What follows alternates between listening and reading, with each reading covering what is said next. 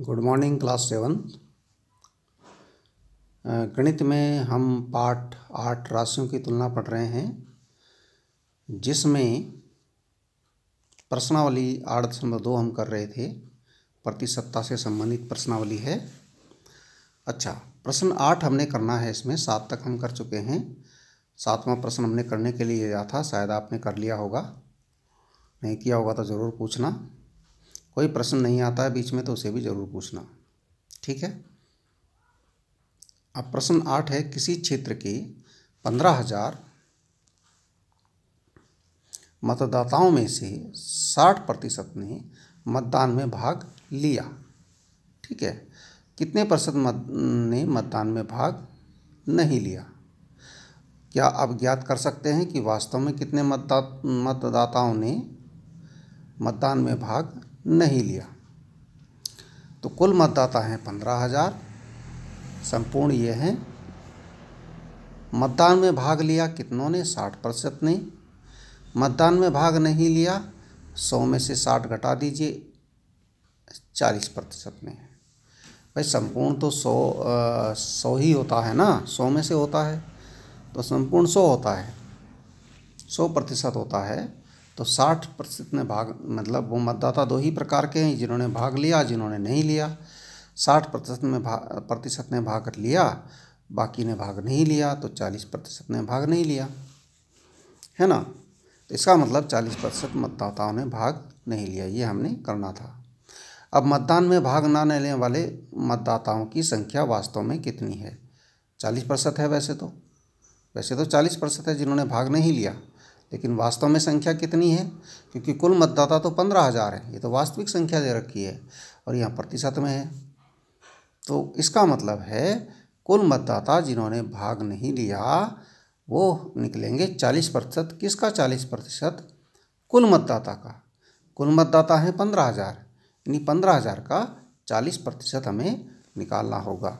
15,000 का 40%, तब हमारा वास्तव में वो मतदाताओं की संख्या निकलेगी जिन मतदाताओं ने भाग नहीं लिया। तो 15,000 का की जगह गुणा 40% की जगह 40/100। प्रतिशत का मतलब 100 में से होता है, 100 में से 40। तो अब देखिए, यहाँ देखिए 2 जीरो ये कट गए हमारी 15,000 की, हमारे बचा 150 गुणा 40। गुणा करी हमने 0 1 2 2 जीरो लगाई और 15 चौक 60, 3 हो गए 0, 6,000 मतदाताओं ने भाग नहीं लिया मतदान में। अब यहाँ देखिए, अगला प्रश्न है, मीता अपने वेतन से 400 रुपये बचाती है। यदि यह उसके वेतन का 10% है। ये 400 रुपये जो है उसके वेतन का है 10%। उसका वेतन कितना है? अब वेतन ही नहीं पता कि 10% किसका निकालना है, ठीक है ना। तो मान लीजिए, माना मीता का वेतन है X रुपये। ऐसे प्रश्न हमने मानने वाले किए हैं पहले। तो वेतन, अब उसने लिखा वेतन का 10% है 400।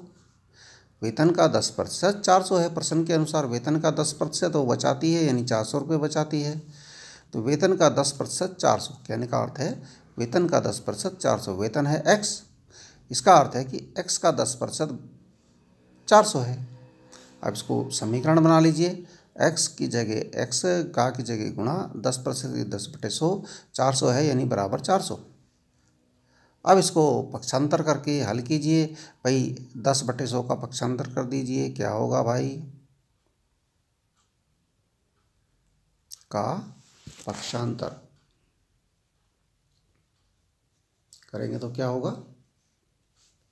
पक्षांतर करेंगे तो x बराबर हो जाएगा 400 भाग 10/100, याद आ गया होगा आपको, बराबर 400 गुणा 100/10।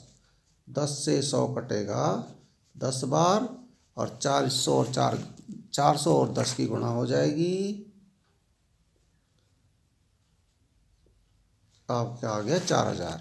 ऐसे आप इसको हल कीजिए, ठीक है। इसके बाद देखिए, एक और प्रश्न है।